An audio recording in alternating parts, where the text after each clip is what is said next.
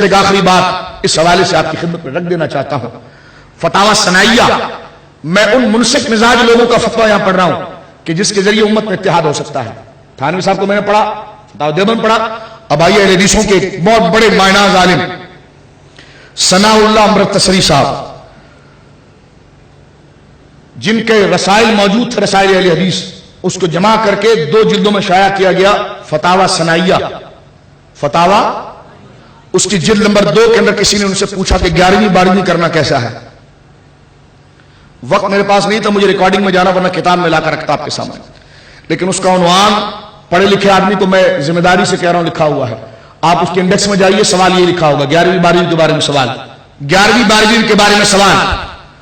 تو جواب دیتے ہیں. پوچھا گیا یہ 11ویں بنانا کیسا ہے، 12ویں کیسا ہے. میں حدیثوں کو کہتا ہوں کہ آئیے اس سے اپنے مولوی صاحب کے اوپر متفق ہو جائیے. میں ان کے فتوے سے متفق ہوں کچھ جزوں تک، جس پر نہیں اس پر جواب دوں گا.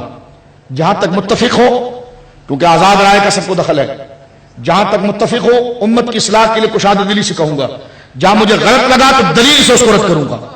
ٹھیک ہے. اب آئیے، پوچھا جا رہا ہے، توجہ ہے آپ کی، 11ویں کیسی 12ویں کیسی، آپ اس کے بارے میں کیا کہتے ہیں؟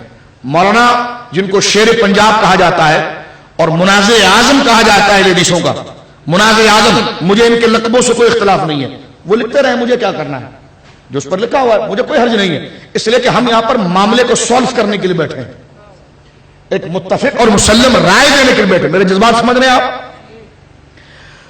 آج امت جو تفرقے کی طرف چلے گئی اس طرف بیٹھے ہیں. اگر میں یہاں تفرقہ پھیلانے کے لیے بیٹھا ہوتا تو میں کسی کا ذکر ہی نہیں کرتا، ایک ہی طرف آپ کو لے کر بھاگتا. لیکن یہ بڑی جرات کی بات ہوتی ہے کہ سب کے منہ میں جا کر ان کی آواز نکالنا.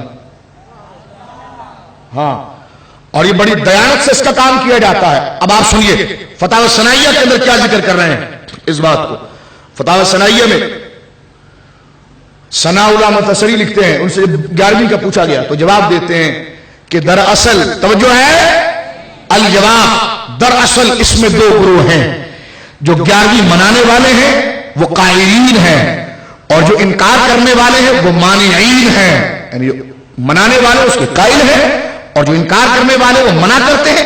پھر کہتے ہیں جو مانعین ہیں، یعنی جو منع کرنے والے ہیں، وہ اس کو وما اہل بہ لغیر اللہ میں شامل کرتے ہیں اور کہتے ہیں کہ جناب یہ نظر و نیاز اللہ کے لیے ہوتی ہے، تم نے غیر اللہ کو خدا بنا دیا ہے. اور قائلین جو ہے وہ کہتے ہیں ہم نے بزرگوں کو خدا نہیں بنایا، ان کو ثواب پہنچانے کے لیے بنایا ہے.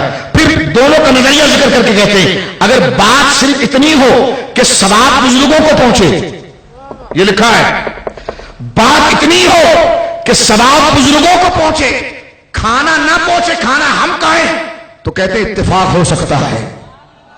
خدا کی قسم یہ لکھا ہے، اللہ کی قسم یہ لکھا ہے کہ اتفاق ہو سکتا ہے. تو میں نے کہا کب کہا کہ غوث اعظم کو دیگیں پہنچ جاتی ہیں؟ ہم نے بھی یہی کہا کہ ان کے قدموں میں یہ ہم جو عرض کرتے ہیں وہ پہنچتا ہے. ہم نے کبھی نہیں کہا کہ چاول پہنچتے ہیں، ہم نے کبھی نہیں کہا. تو کہتے ہیں اگر تم نے یہ نہیں کہا نا کہ چاول پہنچتے ہیں، ہم نے کہا چاول تو ان کے نام کی برکت ہوتی جو غلاموں کو مل جاتا ہے، کیونکہ جو روح کی غذا ہے وہ وہاں چلے گئی، جو جسم کی غذا ہے وہ یہاں آ گئی ہے.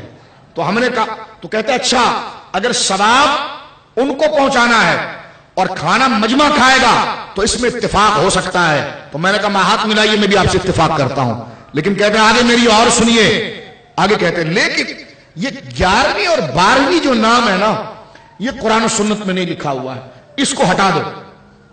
میں نے کہا دیکھیں آپ نے جہاں تک بات ٹھیک کی میں مطمئن ہوا. آخری توجہ چاہتا ہوں، تقریر ختم کر رہا ہوں تاکہ ایک مکمل مجموعہ بن جائے. ہمارے اکثر دوست پوچھتے تھے، عرفان صاحب مجھے اکثر کہتے تھے کوئی ایک ایسا ریکارڈ تیار کر دیں، یہ شیخ الاسلام عبدالجلیل نقشبندی کے قدموں کی برکت کہ میں بولنے کیا آیا تھا، موضوع کیا چل پڑا. اور آج ایک پورا ایک مجموعہ تحدیث نعمت کے لیے کہتا ہوں، اپنی بڑائی پر نہیں، یہ بزرگوں کی امانت جو میرے سینے میں تھی میں نے آگے بڑھا دی، اپنا فرض ادا کر دیا ہے، کسی پر دھوس جمانے کے لیے نہیں، تحقیق کے لیے. اب دعوت فکر ہے، اب غور کرو کہ تم کیا کر رہے ہو اور تمہیں کیا کرنا چاہیے. حضرت گرامی غور سے سماعت فرمائیں. کہتے ہیں کہ اگر یہ بات کی جائے کہ ثواب بزرگوں کو پہنچے گا، کھانا مجمع کھائے گا، تو اس پر اتفاق ہو سکتا ہے. ہم نے کہا ٹھیک ہے کر لو اتفاق. کہیں گے نہیں، 11ویں کا نام بدل دو، 12ویں کا نام بدل دو، اس لیے کہ 11ویں 12ویں کا نام جو ہے وہ کسی قرآن و سنت میں نہیں آیا۔ میں نے کہا اگر آپ زندہ ہوتے تو میں آپ کو یہ جواب دیتا، لیکن میں نے ان کی کتاب کے حاشیے پر لکھ دیا ہے، میں نے کہا اگر میں مر گیا میری کتاب اگر کوئی مسلمان پڑھے گا تو اسے جواب تو مل جائے گا۔ میں نے اس کے اوپر پورا حاشیہ لکھا ہے، اور حاشیہ لکھتے وقت یہ میں نے لکھا، میں نے کہا آپ کہتے ہیں کہ بات تو جائز ہے لیکن نام جو قرآن و سنت سے 11ویں کا ثابت نہیں ہے، میں پوچھتا ہوں مجھے بتائیے آپ کے فتاوے کا نام فتاوی ثنائیہ ہے، یہ قرآن و سنت میں کہیں آیا ہے؟ آپ کی تنظیم کا نام اہل حدیث ہے، کہیں قرآن و سنت میں آیا ہے؟ آپ اپنے آپ کو سلفی کہتے ہیں، کہیں قرآن و سنت میں آیا ہے؟ تو میں نے کہا آپ یہی جواب دیں گے یہ ہمارا تعارف ہے، تو میں نے کہا 11ویں بھی پھر غوث اعظم کا تعارف ہے۔